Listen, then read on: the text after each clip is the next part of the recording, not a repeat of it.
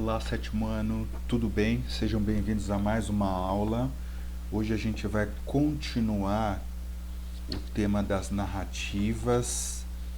Eu pedi na aula de ontem que vocês fizessem a leitura do conto do Edgar Allan Poe chamado Gato Preto. Então, deixa eu falar um pouquinho antes de a gente explicar o Explorando o Texto. Se você lembra a diferença do que você viu até agora, porque nós trabalhamos duas narrativas, a de enigma e agora nós estamos trabalhando a de terror. Então qual a diferença entre as duas? A narrativa de enigma, como vocês viram nas histórias do Sherlock Holmes, geralmente são histórias de raciocínio e dedução. Então você tem que descobrir um crime, e o raciocínio e a dedução que vão ajudá-lo a fazer isso, né? Se você voltar a dar uma olhada na história O Pé do Diabo, então você vai ver que essa é um exemplo de história, uma narrativa de enigma. Então o detetive usa todo o seu poder de raciocínio e dedução para resolvê-la. Já a narrativa de terror, que é o que a gente começou a ver agora com o conto Gato Preto, ela é caracterizada por uso de substantivo e adjetivo ao descrever personagens, cenários. Então vocês vão reparar muito isso, por exemplo, o uso do adjetivo. Então a personagem ela usa muito isso tanto para descrever a si mesma, por exemplo, uma frase: tornava-me dia a dia mais taciturno, mais irritadiço, mais indiferente. Tudo isso são adjetivos para compor a personagem. E também são usados esses adjetivos e substantivos ao descrever também o cenário físico mesmo em que a história está se passando. Então isso é uma característica da narrativa de terror. E também o clima de mistério, suspense e um toque do sobrenatural, né? O sobrenatural, quando a gente fala de sobrenatural, pessoal, é apenas algo que não é explicado aparentemente não é explicado pela razão, né? Pela ciência e assim por diante. Então, essa seria a diferença entre os dois tipos de narrativa que vocês viram. Deixa eu falar um pouquinho a respeito do Edgar Allan Poe. Ele é foi um escritor norte-americano e viveu no século XIX. Então, como ele viveu no século XIX, turma, ao ler os contos dele, talvez você perceba algumas diferenças no modo de falar, né? Então a escrita é um pouco diferente. Então isso se dá por causa da época, né, em que foi escrito. Então já faz algum tempo, pelo menos alguns séculos em que aconteceu, né? Em que ele escreveu. Então a língua muda, ela está constantemente em constante mudança. Então, a princípio, o Edgar Allan Poe ele era muito famoso pelas histórias, pelas narrativas de enigma, suspense e dedução, né? Raciocínio e dedução, perdão. Inclusive, no PDF que eu enviei para vocês, depois a gente vai considerar uma dessas narrativas de enigma, tem um conto chamado Os Crimes da Rua Morgue. Então esse é um caso clássico de narrativa de enigma. Porém, a morte e o medo sempre foram temas prediletos do Allan Poe. Então ele especializou-se em contos de terror como este do Gato Preto, que vocês foram incentivados a ver um vídeo ontem, e inclusive a ler o conto, que é um conto assim bem eletrizante. Então, dito isto, vou explicar para vocês o Explorando o Texto. Então, após a leitura desse Explorando o Texto, você pode fazer a leitura do texto Gato Preto, né? Talvez fosse melhor dessa forma, porque você lê com um objetivo, com uma intenção. Então você vai responder as perguntas e a primeira usa aqui, diz o seguinte: o narrador personagem, porque é o próprio narrador que conta a história, diz que vai contar uma história sumamente extraordinária. Ó, presta atenção à palavra destacada, inclusive é um adjetivo bem comum para destacar narrativas de terror. E, no entanto, bastante doméstica. Olha aqui de novo o uso do adjetivo.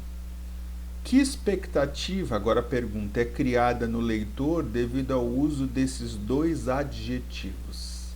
E aí você vai escrever aqui a expectativa que isso cria no leitor. 2. Releia o primeiro parágrafo do conto, né, o Gato Preto, e responda por que razão ele decidiu tornar pública a sua história. No primeiro parágrafo você vai encontrar.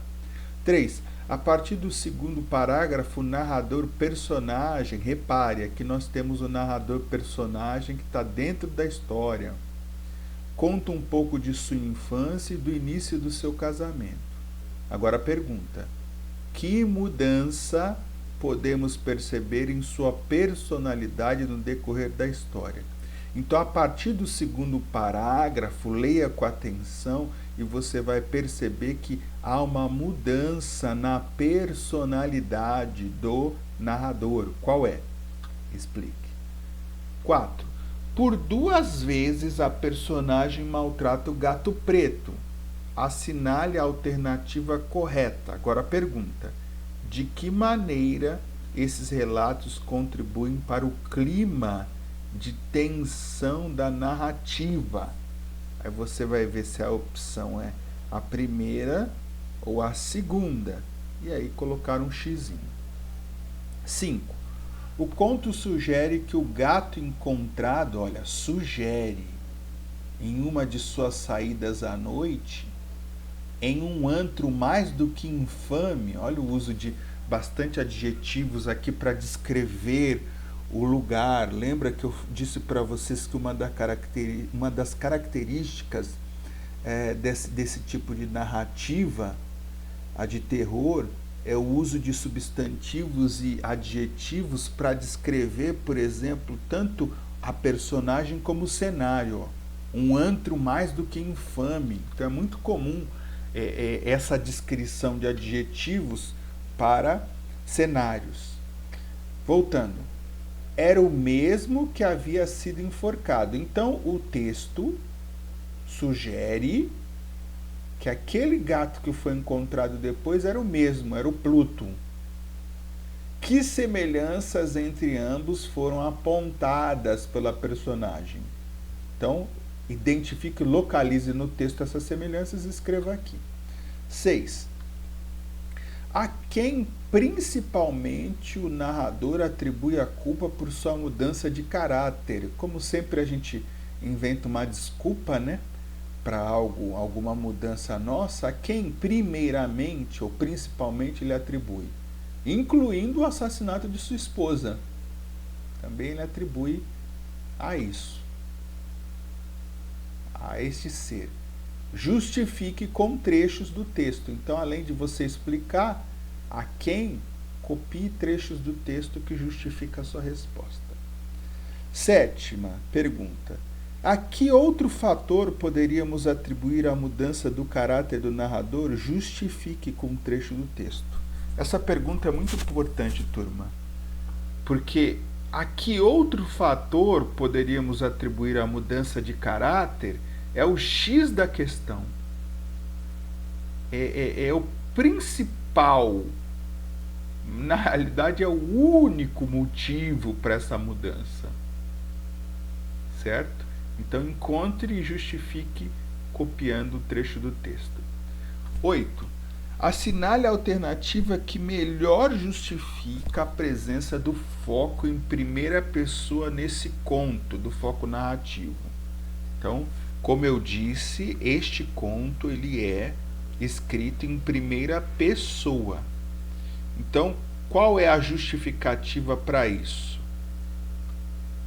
Aí você tem opção 1 e opção 2. Aí você vai escolher uma. Depois o texto em construção.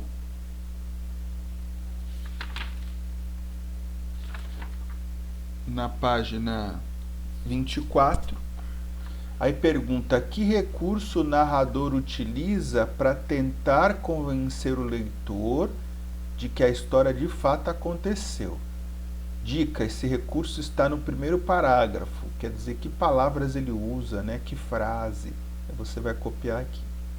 2. De que maneira os substantivos e os adjetivos contribuem para criar um clima de terror e mistério?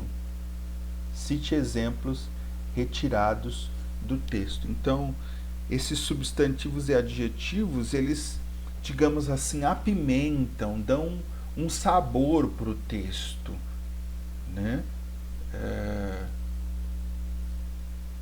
Então, em que sentido eles contribuem, né, para esse clima de terror?